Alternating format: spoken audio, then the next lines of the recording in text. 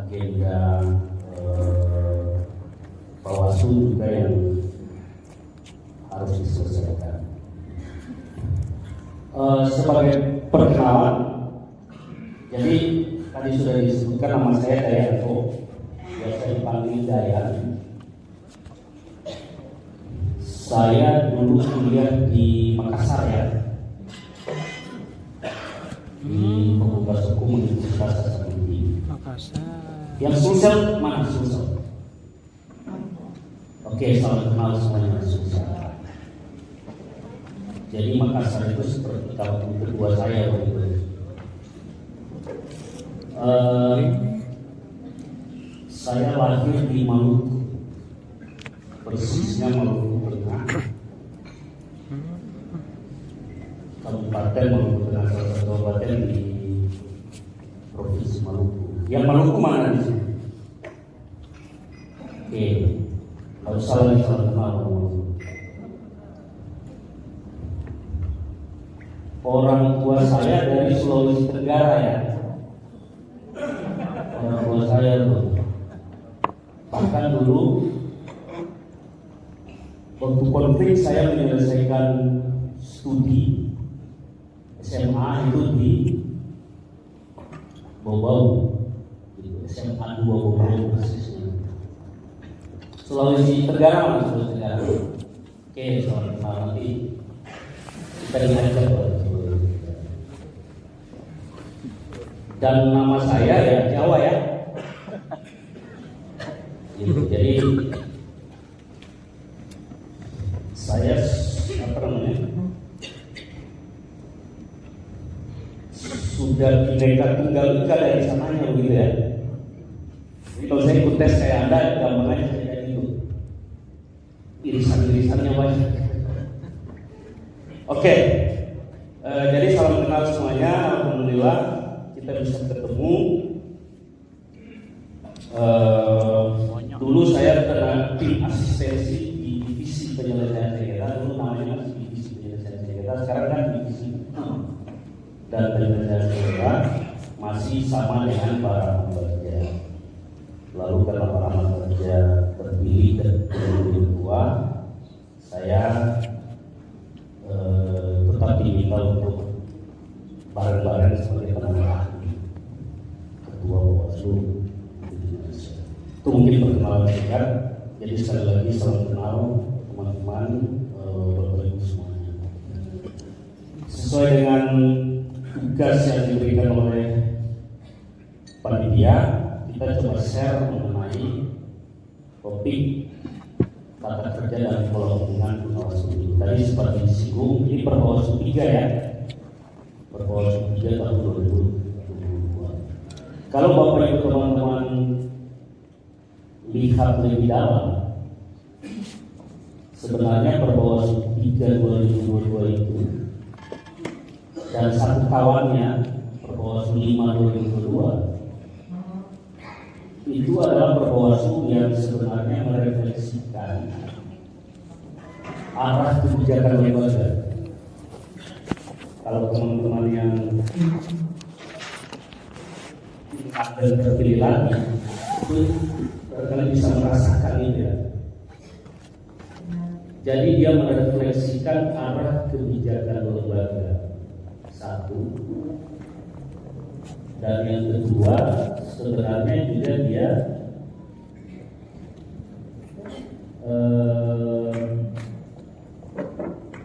meletakkan kembali beberapa konsep-konsep dasar yang konsep itu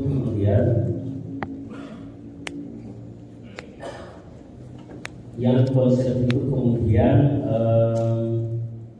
lebih pas secara akademis.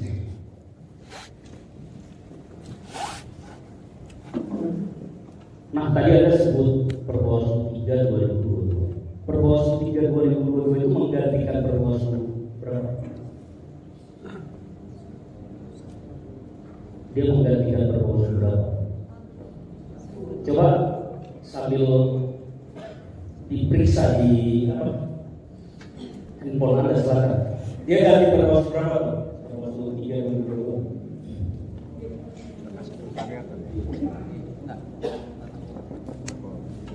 Siapa yang belum pernah SDM? Pernah SDM kalau ini bisa cepat. Dia dulu dia ganti perpres berapa? 1/2020. Dia ganti perpres berapa? Ya. Coba Anda buka perpres 3, lihat di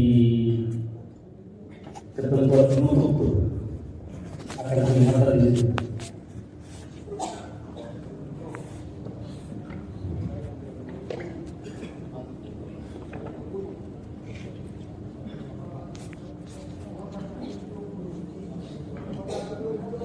Dia mengganti perpres 1/2020. Oke. Kemudian ada juga Perbawaslu 5/2022. Ini dua Perbawaslu yang sebenarnya tadi mencerminkan atau merefleksikan arah kebijakan lembaga itu dalam kepemimpinan Bawaslu 2022-2027 itu intensinya kemana? Kalau Perbawaslu 5/2022 menggantikan Perbawaslu berapa? 21. Oke. Nah sekarang Anda lihat Perbawaslu 3/2022 dan Perbawaslu 5/2022 dan Anda bandingkan dengan Perbawaslu 1/2000 berapa?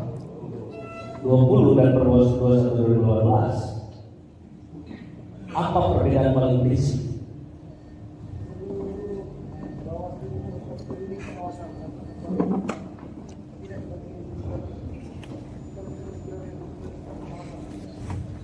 Oke, coba perhatikan dulu. Kita brainstorming dulu ya. 5-10 menit belum saya masuk. Gimana tadi? Assalamualaikum warahmatullahi wabarakatuh. Saya dari Firmansa dari Kabupaten Musi Banyuasin, Provinsi Sumatera Selatan, nomor 90.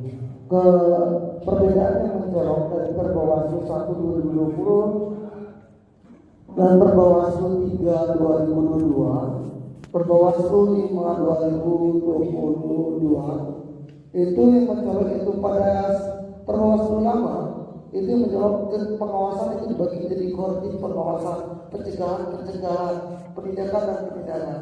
Yang paling mencolok di Perbawaslu 3/2022, Perbawaslu merupakan satu unit kesatuan fungsional yang kolektif kolegial dan merupakan unit pengawasan. Oke. Secara normatif,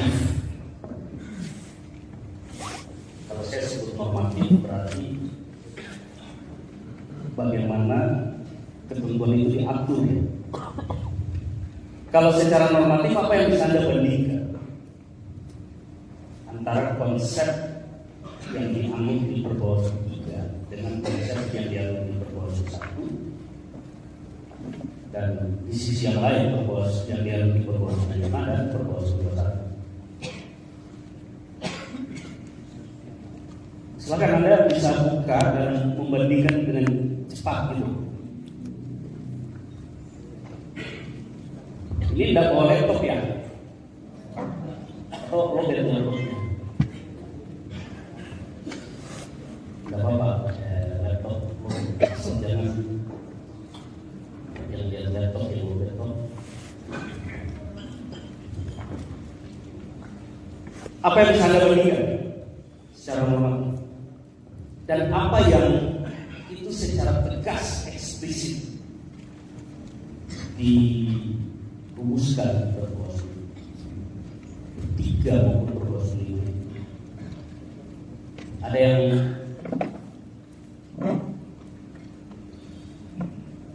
yang mau berpendapat? Oke, silakan. Teman-teman panitia bisa tolong mungkin biar kita cepat mic-nya ke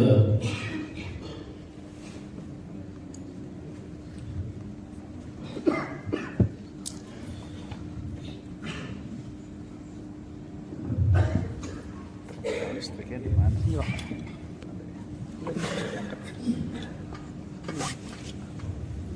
Ya, terima kasih. Nama saya Febrian Ginting. Saya dari Bawaslu Kabupaten Sleman, Sumatera Utara. Yang saya tahu tentang perbedaan di Perbawaslu 3 tahun 2022, ketua itu tidak akan direvisi.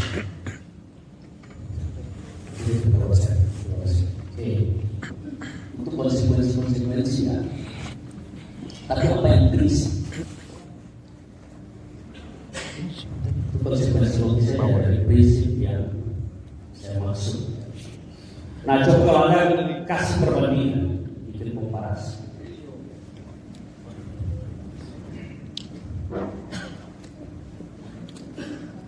Hal prinsip yang diatur dalam Perbawaslu 3 maupun Perbawaslu 5 adalah Perbawaslu 3 dan Perbawaslu 5 itu kemudian mendefinisikan apa itu pengawasan, gitu kan?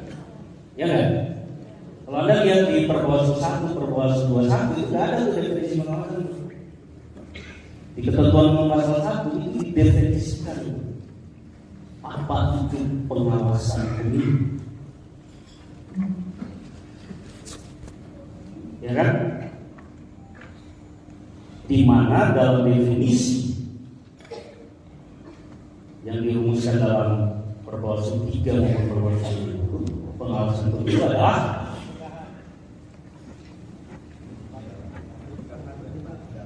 ya upaya yang dilakukan melalui pencegahan maupun pencegahan.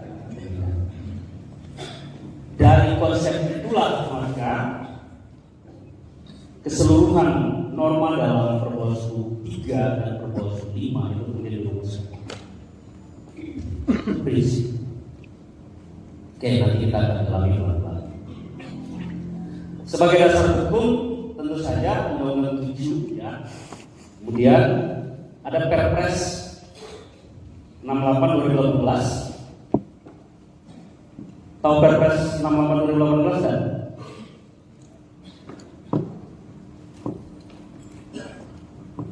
Perpres 68/2018 ini perpresnya Bawaslu. Ada perpres yang substansinya dan substansi karakteristiknya sama. Perpres untuk Bawaslu, perpres untuk KPU dan perpres untuk DK.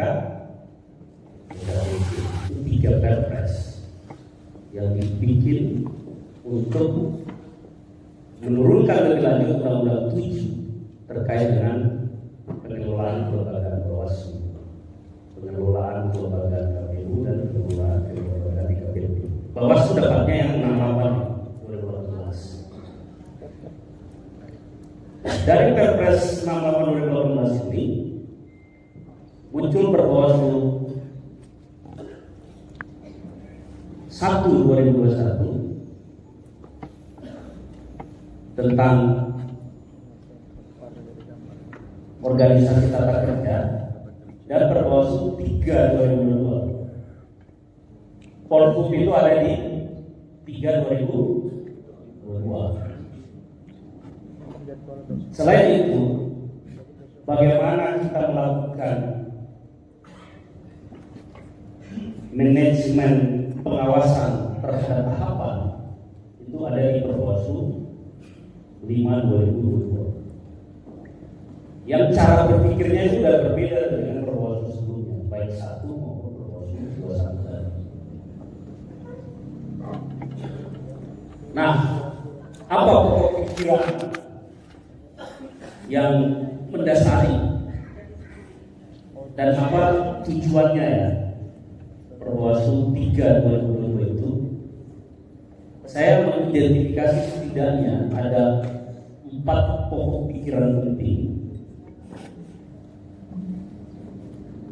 yang itu menjadi fondasi berpikir dalam merumuskan berbagai norma yang ada di Perpres 3/2022. Yang pertama adalah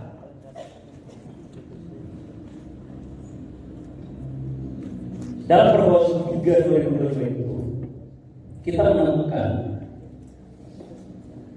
pendefinisian mengenai apa itu pengawasan, gitu ya. Siapa yang paling dekat dengan mikir? Coba minta tolong, apa itu pengawasan dalam konsep Perpres 3/2022 yang paling dekat sama mikir? Pak siapa? Ya, apa itu pengawasan? Buka ketentuan pasal 1 angka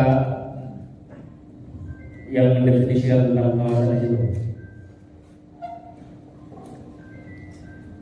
Angka berapa? Angka 13.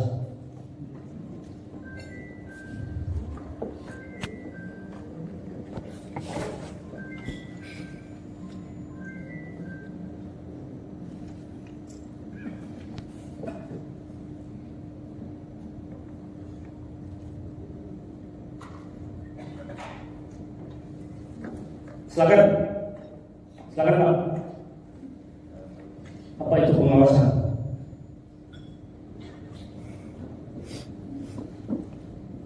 Yang lain sudah ketemu ya?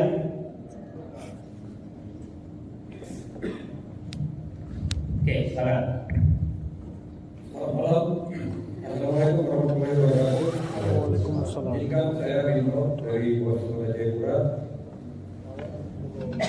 Nomor meja 294. Izin membacakan. Pengawasan adalah segala upaya untuk melakukan pencegahan dan penindakan pelanggaran dan penyelesaian sengketa yang bertujuan untuk memastikan persiapan dan pelaksanaan tahapan pemilu dan pemilihan sesuai dengan ketentuan peraturan perundang-undangan. Oke, terima kasih. Jadi gitu ya.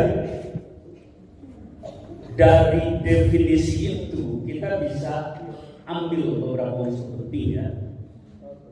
Yang pertama adalah pengawasan itu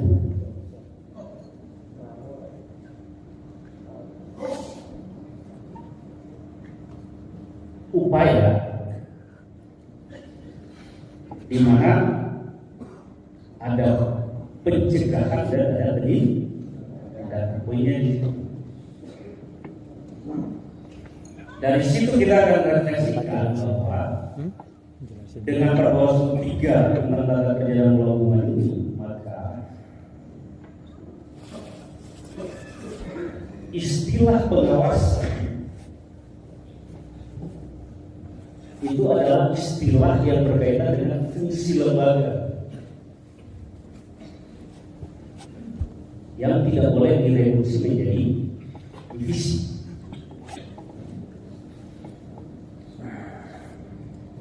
Dulu kita punya yang namanya divisi pengawasan.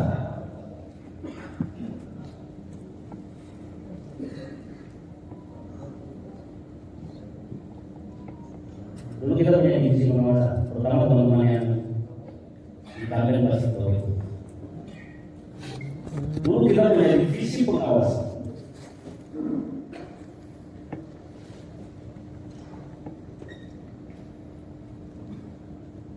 Jadi pengawasan yang sebenarnya rumah besar lembaga kemudian direduksi menjadi divisi.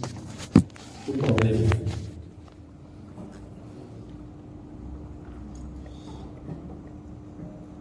Nah, itu yang didudukkan ulang.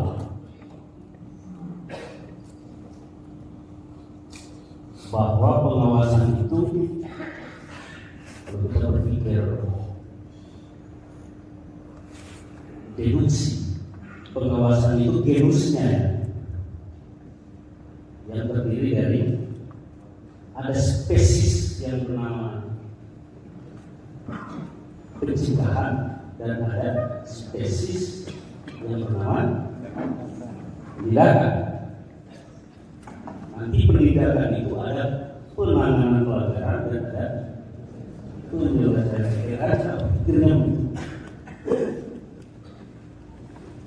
sekali lagi, pengawasan itu terminologi lembaga, tidak direvisi menjadi divisi. Pengawasan terdiri dari dua fungsi, yaitu pencegahan. Dan biasa kita sebut dengan pengawasan preventif, nanti kita akan lebih jauh ya, lebih pengawasan preventif. Dan penindakan sebagai pengawasan represif. Jadi apa yang menjadi fungsi dari penanganan pelanggaran dan penyelesaian sengketa itu fungsi pengawasan. Tapi pengawasan dalam konteks pengawasan represif. Fungsi dari divisi pencegahan itu juga pengawasan, tapi pengawasan preventif.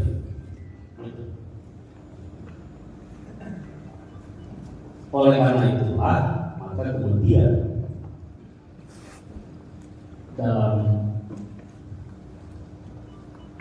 priorisasi Bawaslu 2022-2027 ini kemudian kita tidak lagi mengenal yang namanya divisi pengawasan. Yang kita kenal adalah divisi pencegahan, divisi teknis ya, divisi pencegahan, divisi penanganan pelanggaran, dan divisi penyelesaian. Jadi alur berpikirnya begitu. Dengan demikian adalah tidak tepat kalau kita menyebut pencegahan atau cegah, awas, tidak. Itu slogan yang secara konsep bermasalah. Udah cegah, awas. Padahal awas itu cegah juga tuh di dalamnya. Awas itu tidak juga tuh di dalamnya. Memang ada kesulitan kita. Makanya kalau saya ada pengawasan dengan P besar dan pengawasan dengan P kecil untuk memudahkan. Jadi sekarang itu tagline-nya adalah awas, cegah, tidak. Awas sebagai modus kita, cegah, tidak. Pendekatan-pendekatan yang kita lakukan dalam rangka memfungsionalisasi fungsi pengawasan itu, pencegahan dan penindakan. Itu satunya.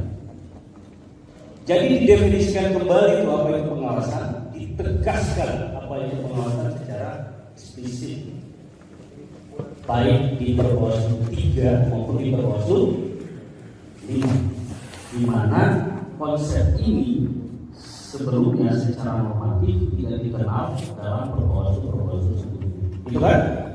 Baik Perbawaslu 1 2020 maupun Perbawaslu 21 2014. Jadi penegasan itu satu. Pokok pikiran yang kedua yang bisa kita cermati dari Perbawaslu ini adalah Perbawaslu ini menegaskan bahwa anggota Bawaslu sebagai pengawas pemilu itu tadi Pak siapa tadi yang di awal tadi kasih respon. Jadi Anda semua adalah pengawas.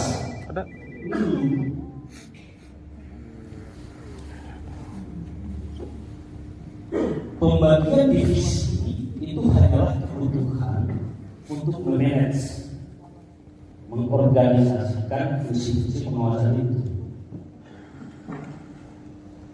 agar fungsi pengawasan yang dilakukan itu bisa terkelola secara sistematis, terkelola secara terukur, terkelola secara efektif, dan seterusnya. Tapi pada dasarnya Anda semua ketika dilantik Anda dilatih menjadi pengawas pemilu, bukan dilatih menjadi koordinator ini, koordinator itu, dan seterusnya. Tapi Anda dilatih menjadi pengawas pemilu. Oleh karena Anda adalah pengawas pemilu, maka fungsi primer Anda, fungsi pokok Anda adalah mengawasi tahapan pemilu.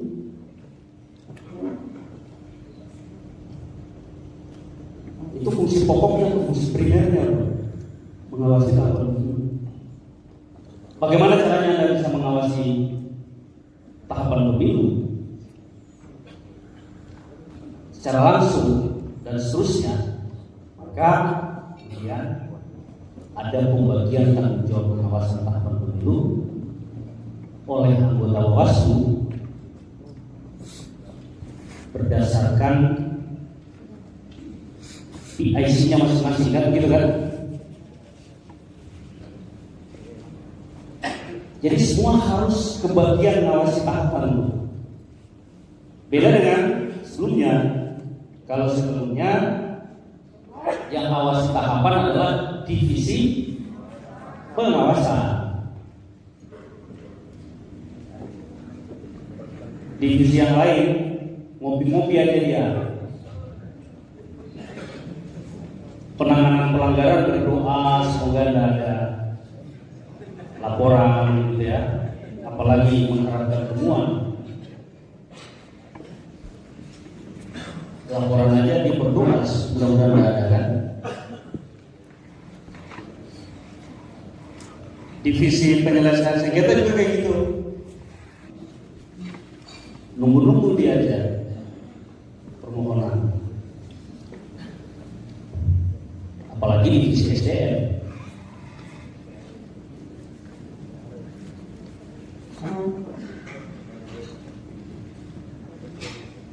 Nah, oleh karena itu, maka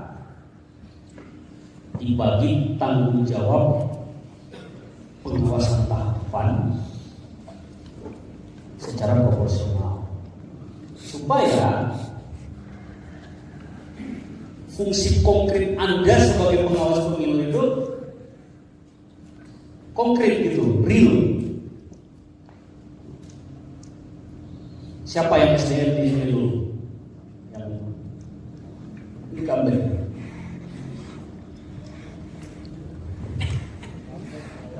SDM kan kerjanya dua aja kan? Senyum-senyum apa? Pak Tua, Pak. Ketua. Pak Ketua.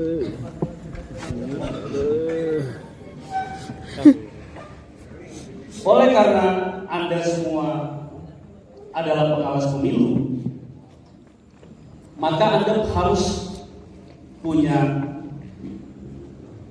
standar skill pengawasan pemilu yang sama. Standarnya harus sama.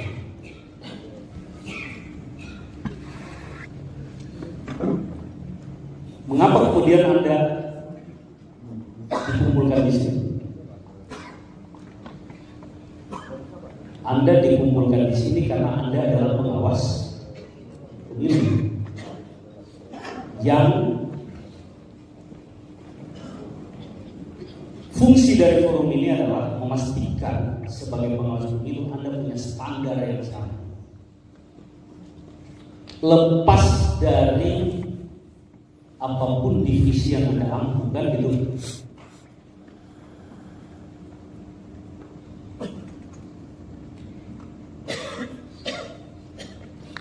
Dulu kan kalau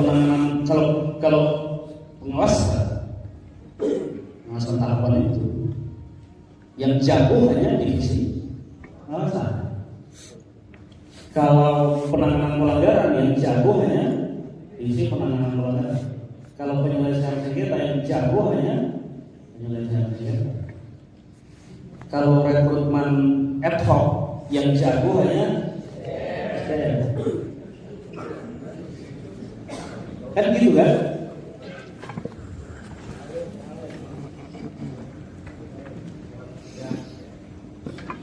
Kalau ada yang jagonya melebihi divisinya itu tidak normal dia tuh.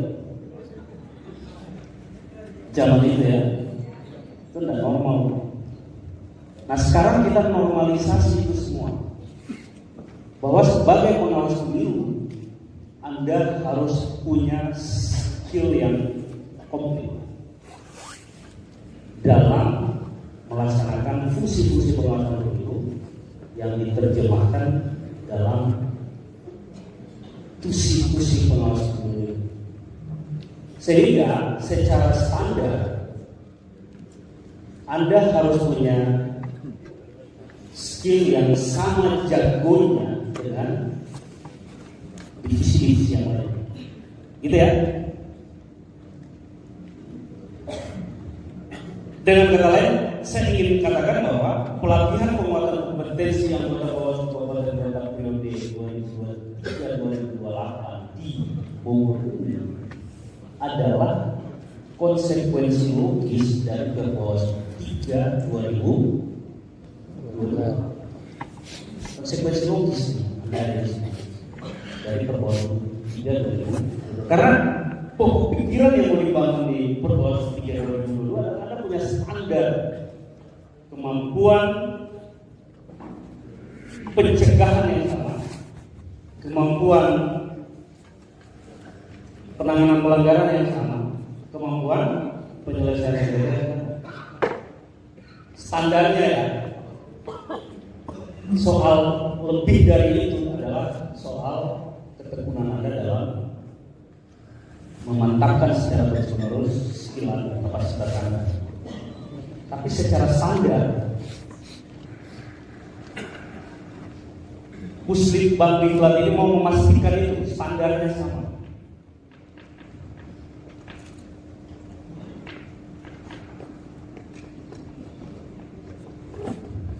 Yang ketiga, ada pelembagaan prinsip kerja kolegial.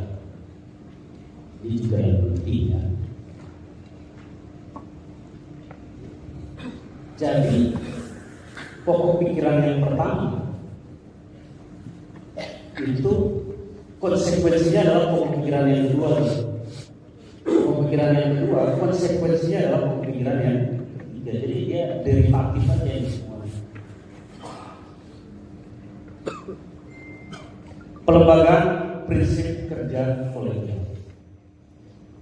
Oleh karena Anda pengawas pemilu, oleh karena pengawasan itu adalah kerja pencegahan sekaligus penindakan sesuai dengan konteks kebutuhan dan kasusnya masing-masing, maka pelembagaan prinsip kolektif kolegial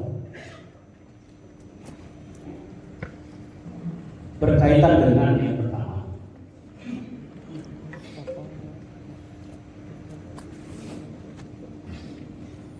bahwa dalam melaksanakan tugas pengawasan pemilu Anda itu kemudian dibagi berdasarkan divisi dan wilayah kerja. Selain ada ketua ya, ada ketua dan pembagian berdasarkan divisi dan wilayah kerja. Sekali lagi, pembagian bukan komisi, distribusi bukan separasi ya. Karena dia adalah pembagian, maka tugas-tugas itu bukanlah tugas-tugas yang dikelola secara tertutup. Bukan tugas-tugas yang dikelola secara terpisah satu dengan yang lain. Akan tetapi hanya kebutuhan saja untuk memanage itu. Kami ada 2 kegiatan PP, 1 kegiatan PS. Gitu ya. Dibagi berdasarkan divisi dan wilayah. Apalagi divisi ada wakil koordinator divisi. Wilayah kerja ada wakil koordinator wilayah kerja. Jadi sekali lagi pembagian tugas dan wilayah penjagaan pemisahan. Yang kedua, juga pembagian beban Kira. Buat kira. tugas pengawasan tahapan dan non-tahapan secara profesional. Jadi tahapan pemilu dari Berapa bisa? verifikasi partai politik sampai dengan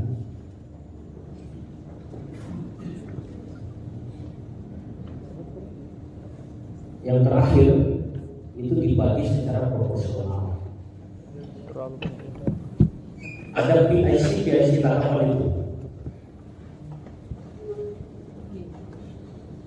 itu konsekuensi dari Anda pengawas. Kemudian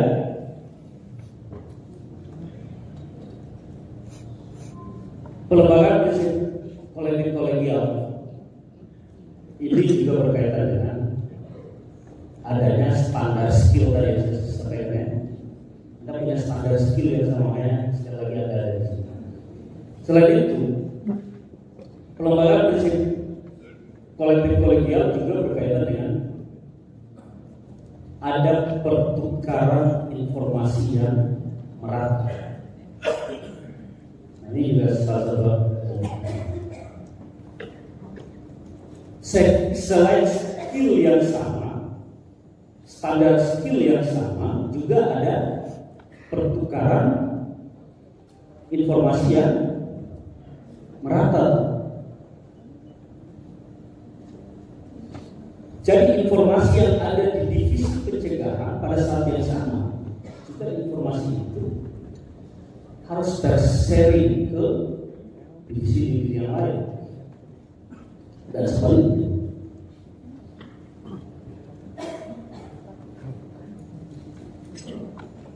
Oleh karena itu, kenapa ada pleno? Kenapa ada kebijakan untuk Anda lakukan pleno mingguan setiap hari apa? Ini hari apa? Rabu kemarin pleno nggak? Oh, satunya lagi ini acaranya boy. Ada lagi acara yang di Bang. Jadi salah satu fungsi dari PIC tahapan, salah satu fungsi dari pleno adalah Di Jakarta. memastikan terjadinya pertukaran informasi. Gitu ya. Ada sirkulasi informasi yang informasi itu kalau dia tersirkulasi jadi sehat ya. Betul. Tapi kalau informasi itu dimonopoli oleh hanya satu orang atau bahkan dikapitalisasi hanya oleh satu orang. Jadi misalnya skillnya Anda tidak bisa imbangi, informasi dimonopoli, ya sudah selesai Anda.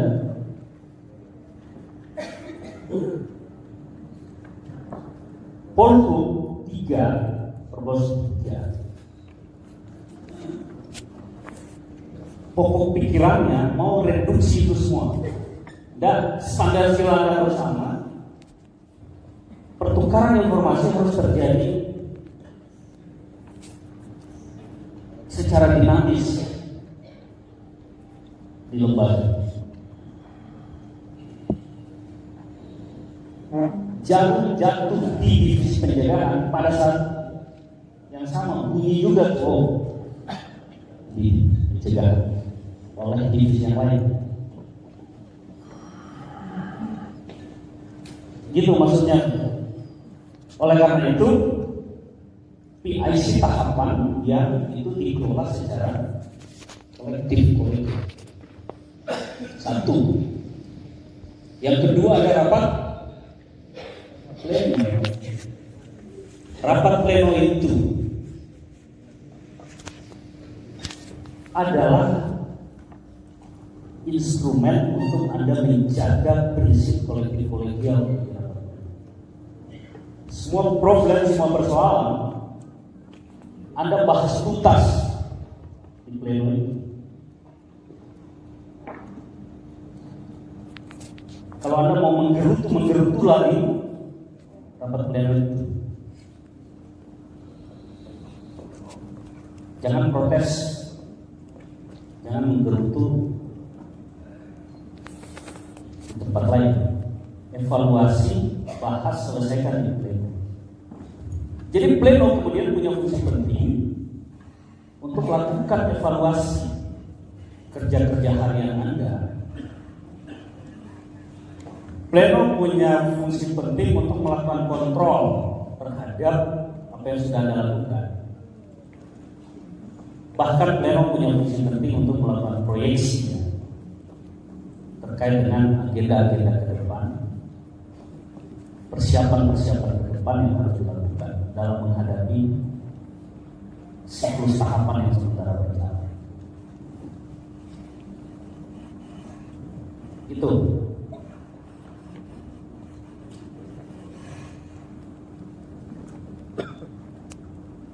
Jadi Anda semua anggota Bawaslu, ketua maupun koordinator divisi,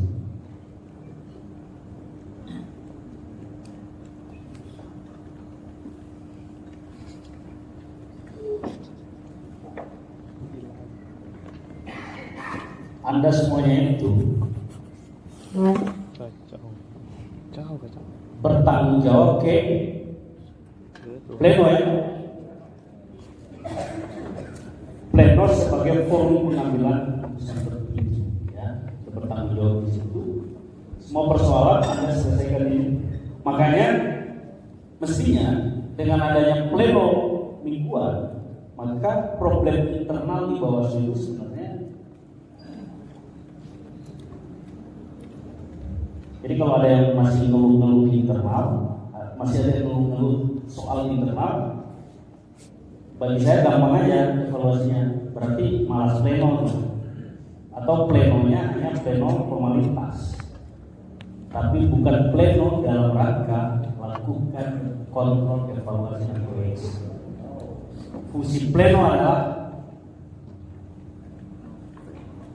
kontrol, evaluasi, proyeksi berkelanjutan terus-menerus terhadap tugas-tugas pengawasan.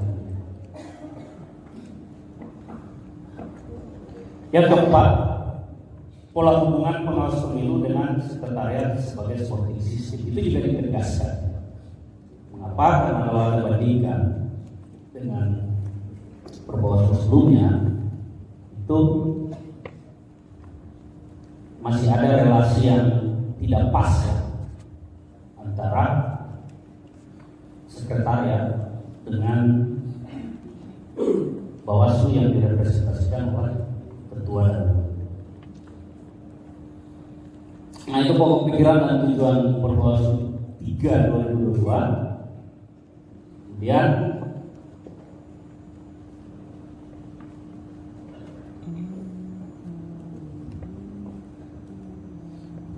ini kayak peserta tambah banyak ya. Benar-benar ada limpahan dari BNN ya. Lihat yang dari BNN ya, selesai direhab semuanya.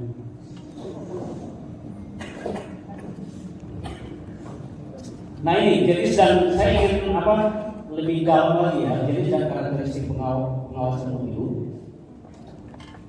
Jadi pengawasan Bapak Ibu teman-teman tadi ada preventif dan ada represif. Kalau preventif itu sebelum peristiwa, sebelum terjadinya pelanggaran ataupun penyelesaian sengketa. Jadi dia prefaktum ya istilahnya. Lalu pengawasan kita lakukan secara partisipatif. Pencegahan dilakukan, pengawasan preventif dilakukan secara partisipatif. Juga publikasi media kan disebutkan juga, publikasi media dalam rangka transparansi. dan sifat produk dari pengawasan preventif, produk normatifnya itu adalah rekomendasi. Kalau saya tanya Anda, apa upaya yang paling maksimal dari pencegahan? Apa upaya paling maksimal dari pencegahan? Ya, saran. Jadi saran perbaikan itu upaya normatif paling maksimal yang bisa dilakukan dalam rangka pencegahan atau dalam rangka pengawasan preventif. Ketika saran perbaikan itu tidak ditindaklanjuti, maka eskalasi menjadi makanya kalau saya tanya adalah orang hasil pengawasan itu punyanya siapa? Punyanya pencegahan atau punyanya penanganan pelanggaran? Ya.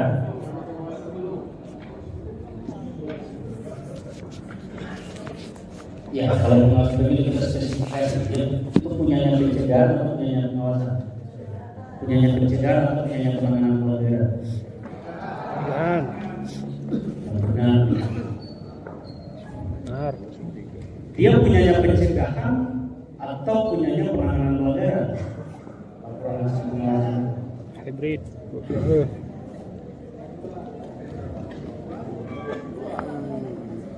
Kalau Anda jawab pencegahan, berarti paradigma Anda masih paradigma perbuatan satu.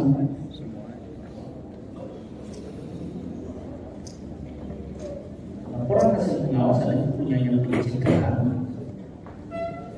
maupun penanganan pelanggaran. Sumber temuan dugaan penanganan pelanggaran dari mana?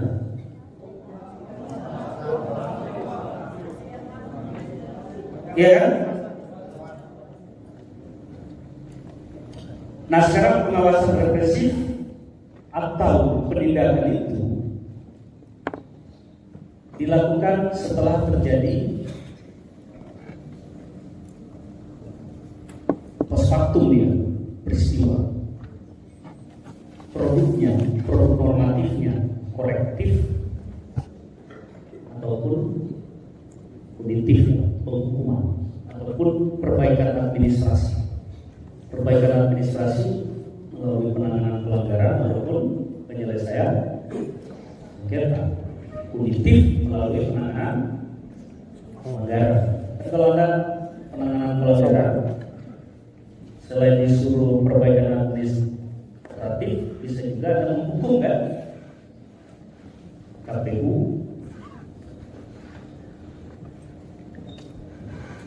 dengan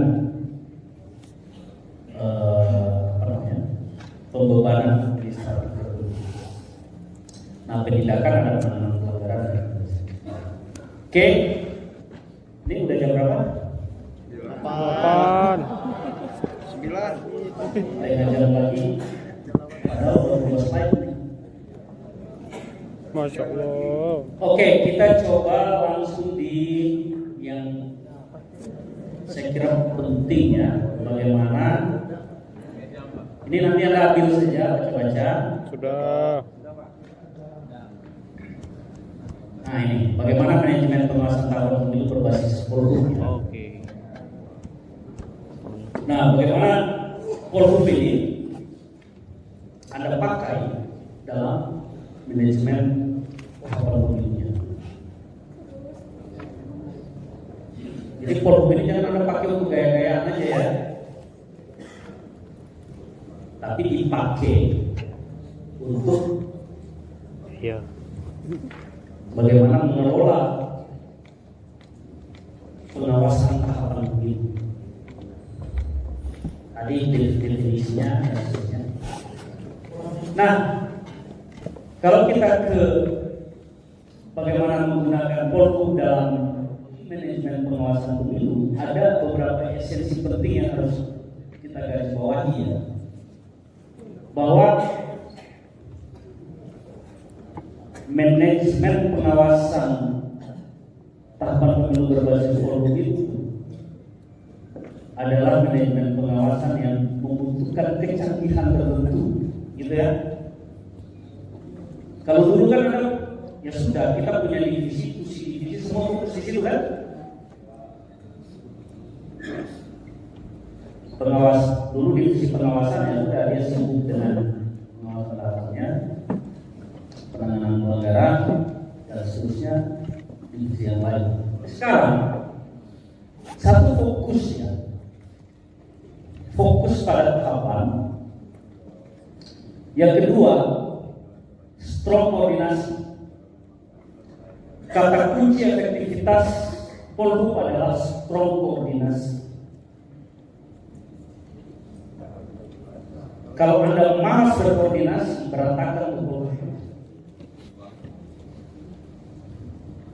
Strong koordinasi, baik sesama komisioner dengan sekretariat maupun komisioner dengan jajaran pengawas tingkatan di atas provinsi dan dari provinsi BRI atau ad hoc Anda. Strong koordinasi juga berkaitan dengan bagaimana koordinasi Anda dengan stakeholder yang lain. Dan yang ketiga adalah Anda. Bagaimana ini semua bisa dilakukan secara. Berdasarkan itu, maka ukuran dari manajemen pengawasan tahapan pemilu ini nanti kalau saya dan teman-teman supervisi ini akan kami periksa ya, sejauh mana ini diimplementasikan. Misalnya nanti saya ke SBT, mana SBT? Serang bagian timur. SBT mana SBT? Misalnya saya ke SBT, nah nanti saya akan cross check ini nih. Kalau tidak maksimal kita bisa kasih keluar SP, surat apa begitu supaya bisa dimaksimalkan. Jadi fokus tadi adalah fokus pada persiapan, proses dan hasilnya. Dalam persiapan, setiap tahapan itu Anda harus rumuskan rencana kerja atau skenario pengawasan tahapannya seperti apa. Karena tentu nanti diawali dari RI ke provinsi ke Anda, atau biasa kita konsolidasi barang-barang, konsolidasi nasional, baik secara luring maupun secara daring. Biasanya RI akan sampaikan arah kebijakan umum pengawasan tahapannya, lalu NSPK-nya ya, perbawaslunya, kerja, juknis dan sebagainya. Dari situ kemudian Anda terjemahkan menjadi rencana kerja Anda dan skenario pengawasannya nanti seperti apa. Yang tentu ini akan berbasis pada konteks lokal masing-masing. Indeks kerawanan Anda pelajari dan macamnya itu persiapan. Yang dalam harapan kita rumusan rencana kerja skenario pengawasan tahapan inilah yang kita bahas di rapat pleno. Jadi rapat pleno itu bukan mobil-mobil aja lalu suruh sekretaris foto ya, udah ya, bukan begitu. Tapi setiap awal tahapan, persiapan tahapan, Anda pleno untuk dengan agenda pembahasan bagaimana rencana kerja skenario pengawasan kita. Misalnya besok tahapan, misalnya kampanye ya, gimana nih rencana kerja pengawasan kampanye ini? Pleno harus bicara. Kemudian ini masih fokus kepada persiapan. Ada penguatan pemahaman internal dan jajaran terhadap regulasi dan alat kerja. Jadi sebelum Anda melakukan penguatan pemahaman internal di jajaran, baik lingkungan sekretariat maupun jajaran yang di bawah ya Anda, maka terlebih dahulu kan Anda harus paham kan, jangan sampai staf Anda itu lebih cerdas dari Anda gitu.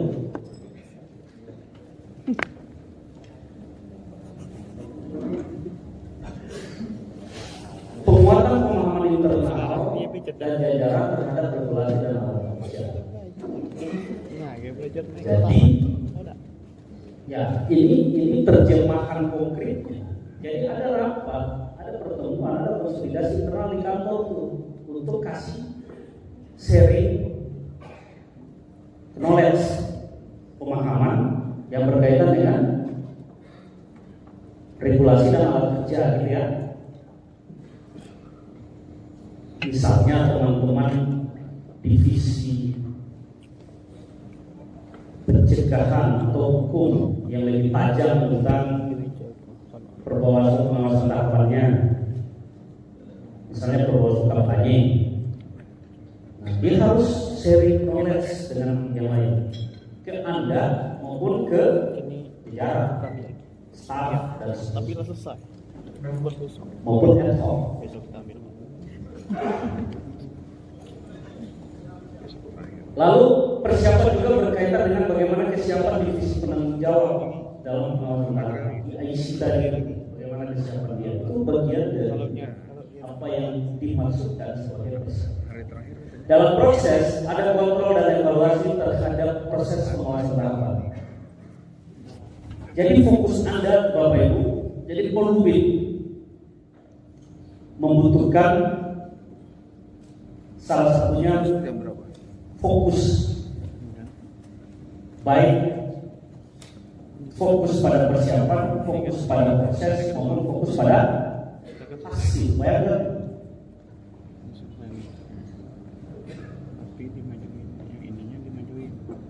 Jadi stamina untuk tetap fokus menjadi penting. Baik persiapan, proses, maupun hasil. Dalam proses bagaimana? Fokus dalam proses bagaimana proses pengawasan tahapan itu Anda kontrol dan evaluasi secara terus-menerus melalui apa?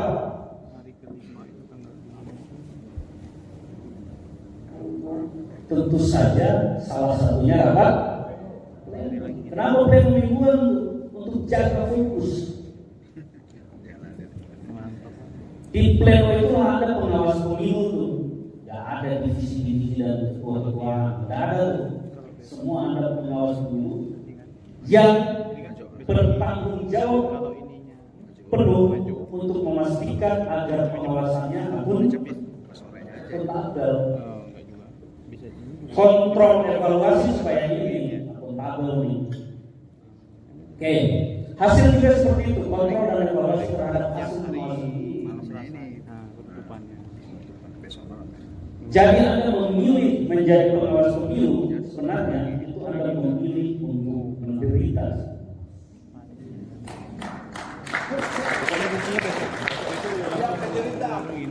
Jadi jangan Anda jam 1. Kalau ini happy, udah majuin. waduh udah keren saya nih, udah pengawas pemilu nih. Itu karena Anda tidak mengerti. Kalau Anda mengerti, Anda memilih menjadi pengawas pemilu, sebenarnya Anda memilih untuk menderita. Kalau tidak seperti itu, kalau Anda memilih menjadi pengawas pemilu karena Anda memilih untuk dilema oleh fasilitas, Anda bisa lebih cepat ya. Bayangkan Anda harus fokus. Anak istri udahlah, anak suami udahlah, prioritas kesekian.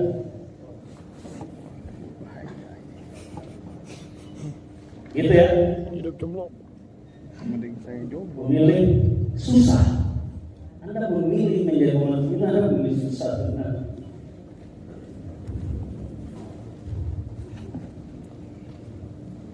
Persiapan proses hasil kerja kolegial, ya, sistem kerja tim fasilitasi. Nanti kita akan lihat apakah sistem kerja tim fasilitasi ini terimplementasi tidak.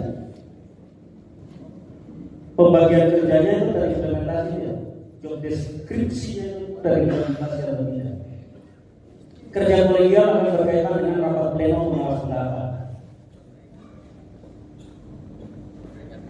Dalam rangka menjaga fokus itu pleno itu terus. Makanya bagi saya pleno mingguan itu tidak cukup. Akan tetapi supaya bisa menjaga memastikan kebijakan pimpinan yang mingguan. Tapi Anda bisa mengkritik mekanisme kerja Anda sedemikian rupa sehingga yang penting adalah Anda bisa memastikan Anda fokus persiapan proses hasil kerja kolegial yang jalan, koordinasi dan konsolidasi. Lalu yang berikut adalah pengawasan partisipatif. Jadi pengawasan tahapan berbasis kulku adalah pengawasan tahapan yang mengandaikan bahwa Anda dalam melakukan pengawasan tahapan itu memaksimalkan strategi pengawasan partisipatif. Secara normatif dirumuskan kan? Ya. Ketentuan pasal 1 angka 13 tadi bilang Ya. pengawasan pencegahan penindakan, pencegahan melalui pengawasan partisipatif dan dikasih media tadi itu.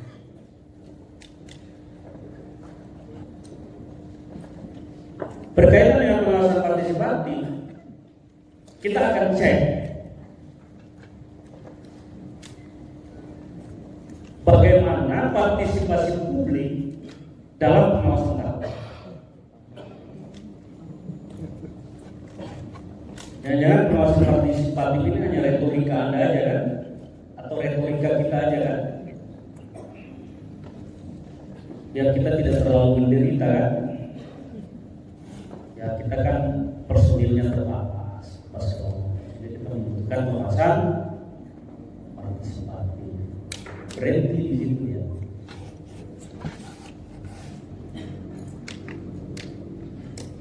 Padahal upaya-upaya kita untuk memastikan bagaimana pengawasan partisipatif itu harus tetap jalan. Bagaimana partisipasi publik dalam pengawasan tahapan? Kita akan cek bagaimana intensitas public meeting Anda dalam rangka pengawasan tahapan. Sudah berapa kali di tahapan tertentu Anda melakukan public meeting?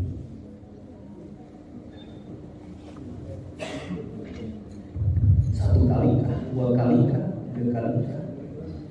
Izin Bang, di bawah ya. Atau tidak pernah?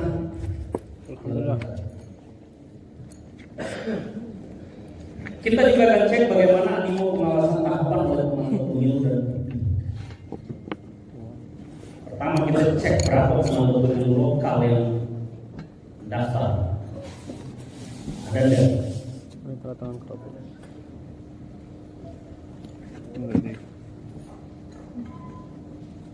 Lalu bagaimana peran pemantau pemilu dan publik dalam memperkuat efektivitas pengawasan tahapan? Itu juga akan. Yang berikut akuntabilitas hasil pengawasan tahapan. Bagaimana kualitas dan kuantitas pencegahan maupun penindakan? Udah berapa saran perbaikan yang Anda keluarkan, gitu ya? Kalau imbauan-imbauan itu standar loh. Saran perbaikan untuk pencegahan berapa yang Anda keluarkan? Dan jangan nggak ada saran perbaikan. Kalau nggak ada berarti semua baik-baik aja. Pertanyaannya apakah baik-baik saja? Alhamdulillah. Itu satu. Yang kedua, evaluasi umum kita adalah bahwa selama ini yang kita lakukan hanya akuntabilitas internal. Kabupaten kota lapor ke provinsi, provinsi lapor ke internal aja kan siklusnya kan. Tapi akuntabilitas publik kita terhadap hasil-hasil pengawasan ini yang masih menjadi kerjaan.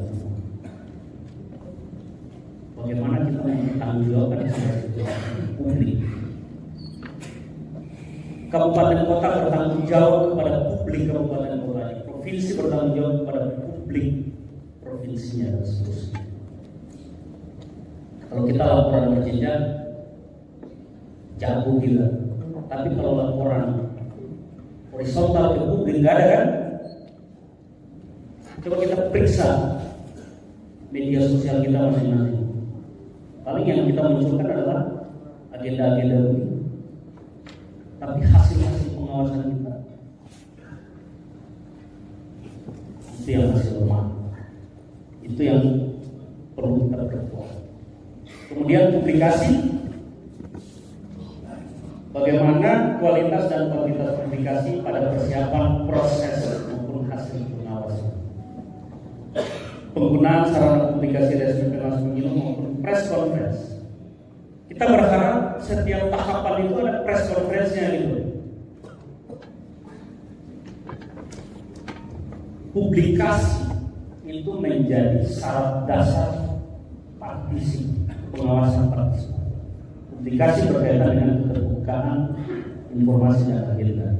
Bagaimana mungkin ada pengawasan partisipatif tanpa keterbukaan informasi dan agenda? Mustahil. Ya, saya ada pengawasan partisipatif tanpa ada transparansi. Jadi transparansi melalui publikasi itu menjadi dasar pengawasan partisipatif. Pengawasan partisipatif baru bermakna apabila ada transparansi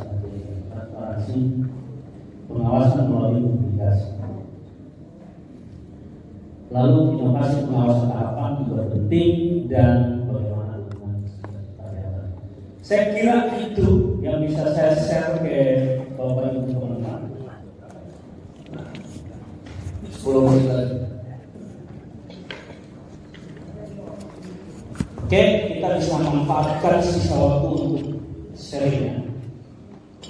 Saya kembalikan ke panitia dan sampai ada 1-2 pertanyaan. Jadi bisa kita diskusikan. Terima kasih. Oke, terima kasih Pak Yanto. Kita tinggal 10 menit. Tadi udah patokannya Pak Yanto bilang 1-2 pertanyaan, berarti 2 pertanyaan aja ya dari kiri dan kanan. Oke, dari kiri tadi yang paling belakang, yang paling pertama Bapak yang paling belakang. Lalu kedua ya udah Bapak yang sendiri kanan ya. Yang pakai baju biru Bapak. Nanti yang kedua ya, mohon bantuannya singkat aja Pak ya. Kalau tanggapannya singkat, kalau pertanyaan langsung ke poin pertanyaannya aja. Nomor, nama dan asal. Baik, terima kasih. Selamat malam. Assalamualaikum warahmatullahi wabarakatuh. Waalaikumsalam warahmatullahi wabarakatuh. Saya Bapak Bahan dari Bawaslu Kota Jayapura, Provinsi Papua. Nomor induk 294. Mereduk pula. Baik, terima kasih.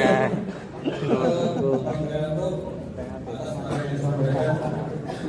Ya, memang menarik Pak kalau bicara divisi. Ya, saya tidak mengoreksi apa-apa, hanya bisa menambahkan untuk kita formal dari divisi pengawasan setidaknya saat ini juga terkoreksi atas adanya divisi hukum di pengawasan. Jadi untuk kami yang tidak komisioner tidak terlalu berimbas apa-apa. Tapi pertanyaannya dari sini. Ini adalah pola hubungan yang paling seksi, Pak. Pola hubungan Bawaslu Kabupaten Kota dan Sekretariatan. Izin Pak, di pasal 100 poin 1 dan 2 itu berbicara mengenai dukungan. Yang menarik di sini adalah dukungan yang diberikan secara administrasi dan teknis operasional. Apakah tidak dimungkinkan dukungan bersifat moral atau moral? Yang saya maksud begini, Administratif mungkin kesekretariatan hanya memberikan surat tugas kepada staf untuk melakukan pengawasan. Operasional mungkin hanya kendaraan operasionalnya. Moral yang saya maksud begini, apakah tidak ditekankan bahwa kepala kesekretariatan juga bisa turun melihat kita saat melakukan pengawasan? Karena kita ketahui Bang, pengawasan yang kita lakukan biasanya di hari-hari terakhir itu dari pukul 08 sampai 23.59. Itu terkadang kita dilupakan Bang. Mereka lupa hanya memberi uang makan pagi, bahkan mungkin siangnya saja, malamnya lupa. Bahwa kita sampai pukul 23.59 itu administratif Bang. Begitu diawasi sampai jam 4 subuh. Itu yang pertama. Yang kedua, bentuk pertanggungjawaban yang diberikan kepala kesekretariatan itu diberikan kepada ketua dan anggota melalui rapat pleno. Izin Pak, semenjak Bawaslu ini ditetapkan tanggal 8 September 2022, saya tidak percaya tidak ada unsur memaksa untuk kepala kesekretariatan ikut dalam pleno mingguan kita. Terima kasih, itu dari saya. Wassalamualaikum warahmatullahi wabarakatuh. Waalaikumsalam warahmatullahi wabarakatuh. Ya, izin nyambung. Assalamualaikum warahmatullahi wabarakatuh. Sebelumnya saya ingin memperkenalkan diri saya, nomor urut 124 nomor 29 dari Komisi 10. Terkait dengan materi, ada yang menarik terkait dengan hubungan komunikasi antar divisi dan sekretariat. Tapi saya ingin saya tanyakan adalah hubungan divisi dan sekretariat, hal ini sekretariat konsep yang sering terjadi miskomunikasi biasanya terjadi itu ada di jajaran sekretariat dan komisioner, bahkan tidak saya sebutkan bila terjadi, tapi sering visi yang pecah antara sekretariat dan komisioner. Nah, yang ingin saya tanyakan, bagaimana bisa cek and balance komunikasi yang baik antara kedua fungsi ini? Seperti yang kita ketahui bahwa komisioner itu dilarang untuk mencapai urusan keuangan. Nah, sementara ada beberapa hal mungkin yang perlu kami terkait dengan keuangan. Terima kasih. Assalamualaikum warahmatullahi wabarakatuh. Waalaikumsalam warahmatullahi wabarakatuh. Terima kasih. Kita cukupkan pertanyaan, langsung bisa ditanggapi oleh Bang Yanto. Soalnya sisa 6 menit untuk ditanggapi oleh Bang Yanto ya. Oke, intinya sama ya, soal bagaimana relasi komisioner dengan sekretariat ya. Mengenai dukungan secara normatif disebutkan dukungan teknis dan administrasi itu ya tadi ya. Dukungan moral implisit itu sebenarnya di dalamnya, kecuali di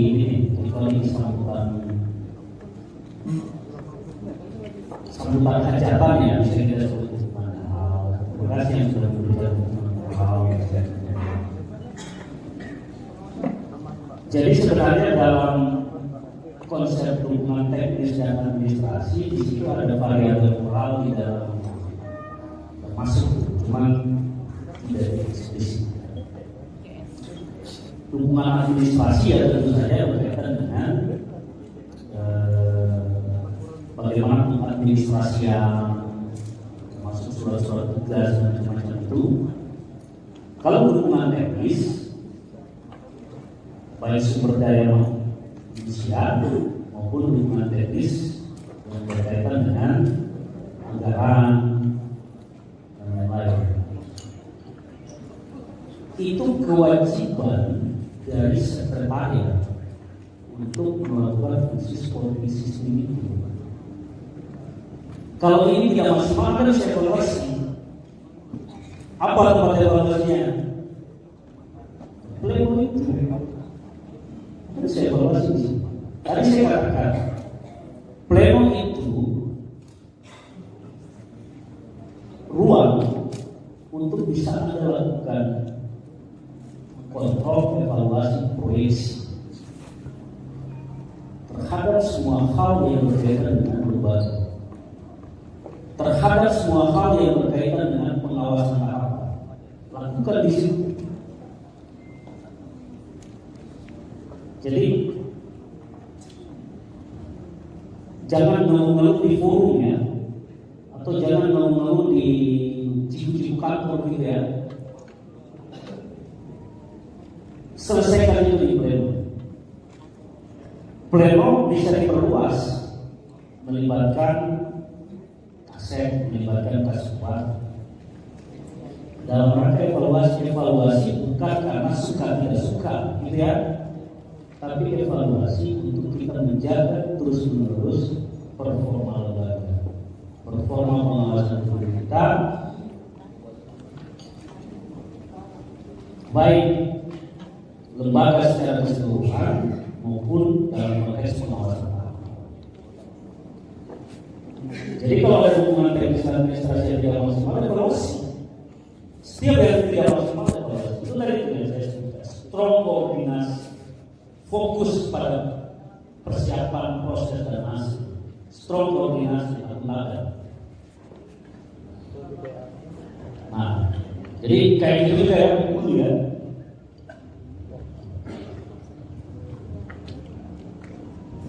Evaluasi, bikin evaluasi yang terukur di pleno.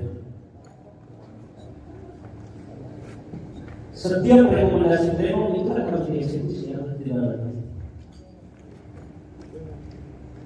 Kalau marah-marah di luar ya, nggak selesai. Ngomong di luar nggak selesai. Obrolkan itu semuanya di pleno, bahas itu semuanya di pleno. Mau soal sekretariat, mau soal apapun, termasuk anggaran. Anda harus tahu anggaran itu berapa, alokasinya kemana saja, dan seterusnya. Dalam paradigma Perpres 3 ya. Kalau yang dulu itu kan memang ada Pak Jokowi ya. Fakta ini. Ada fakta integritas di mana komisioner itu dibatasi soal. Oke, pembatasan dalam konteks bukan tugas Anda ya, iya. Akan tetapi bagaimana anggaran itu direncanakan, dikendalikan dan seterusnya, terutama ketua ya. Kalau ada itu si ketua itu perencanaan program anggaran ya. Lalu kalau yang 5 itu dia juga akan di backup oleh koordinasi. Akan tetapi baik ketua maupun koordinasi kan bertanggung jawab ke pleno. Sehingga anggota yang lain bisa minta bagaimana pengelolaan keuangan dan seterusnya. Bisa. Jadi realisasinya sudah benar. Itu bagian dari kontrol internal Anda terhadap termasuk soal-soal negara. Nah itulah. Semua sudah lelah guys. Jadi sekali lagi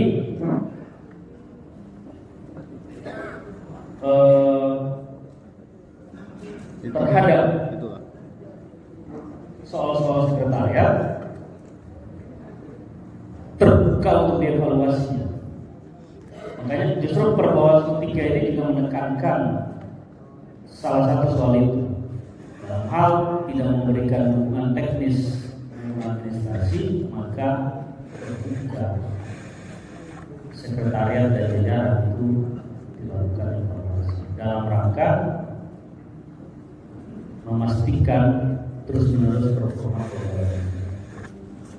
Tetapi di mekanisme evaluasi itu juga kan dialurkan agar evaluasinya itu objektif. Karena kemungkinan yang terjadi itu variabel. Bisa saja kaseknya udah benar, yang tidak benar ini adalah komisionernya, atau sebaliknya adalah sekretariatnya. Yang parah adalah komisioner benar-benar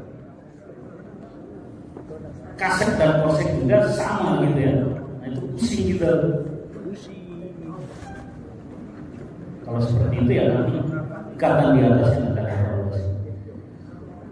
Oke, saya kira itu yang bisa saya sampaikan. Saya berharap bisa dimengerti, bisa dipahami. Jadi sekali lagi permohonan 3 adalah perbawaslu yang merefleksikan arah kebijakan lembaga, khususnya dalam kepemimpinan Bawaslu 2022-2027, dan lebih dari itu, Perbawaslu 3 maupun Perbawaslu 5 adalah Perbawaslu yang ingin meletakkan kembali konsep-konsep dasar pengawasan kita dan seluruh konsekuensinya sesuai dengan konsep yang bisa kita pertanggungjawabkan secara akademis. Itu barangkali sekali lagi terima kasih.